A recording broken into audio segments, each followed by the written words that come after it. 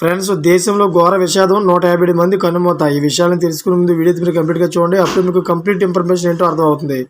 అదేవిధంగా చాలామంది వీడియో చూస్తున్నారు కానీ సబ్స్క్రైబ్ చేసుకోవడం మాత్రం మర్చిపోతున్నారు. దయచేసి సబ్స్క్రైబ్ చేసుకోండి. సబ్స్క్రైబ్ చేసుకోవడం వల్ల నేను చేసే ప్రతి ఒక్క అప్డేట్ మీరు ముందుగానే పొందగలుగుతారు.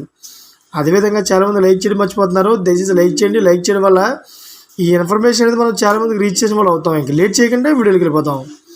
ఫ్రెండ్స్, దక్షిణ ఇథియోపియాలో 2 కొండ చర్యలు విరిగిపడడంతో 150 మంది మృతి చెందారు. రంగంలోకి దిగిన రెస్క్యూ సిబ్బంది పలువురిని కాపాడారు. అలాగే మృతదేహాలను కూడా బురదలో నుంచి బయటకు తీశారు. సోమవారం ఉదయం ఈ ఘటన చోటు చేసుకున్నట్లు అక్కడ ప్రభుత్వం తెలిపింది. అయితే ఈ సంఖ్య మరింత పెరిగే అవకాశం ఉందని ప్రభుత్వం అధికారి ఒకరు మంగళవారం తెలిపారు. భారీ వర్షాలకి ఈ ప్రాంతంలో తరచుగా కొండ చర్యలు విరిగిపడతాయని వెల్లడించారు. ఈ ప్రమాద ఘటనకు సంబంధించి వీడియో నెట్టింట వైరల్గా మారింది. అయితే దేశంలో ఇటువంటి ప్రమాదాలు ఎక్కువ జరుగుతుండడంతో అక్కడున్న ప్రజలందరూ కూడా భయాందోళనకు గురయ్యారు. ఎందుకంటే దేశంలో ఏదో ఒక మూల ఇటువంటి కొండ చర్యలు ఇరుగుతుండడం, ప్రజలు చాలా ఎక్కువ మంది మరణించడంతో ప్రజలైతే ప్రభుత్వం మీద తిరుగుతున్నారు.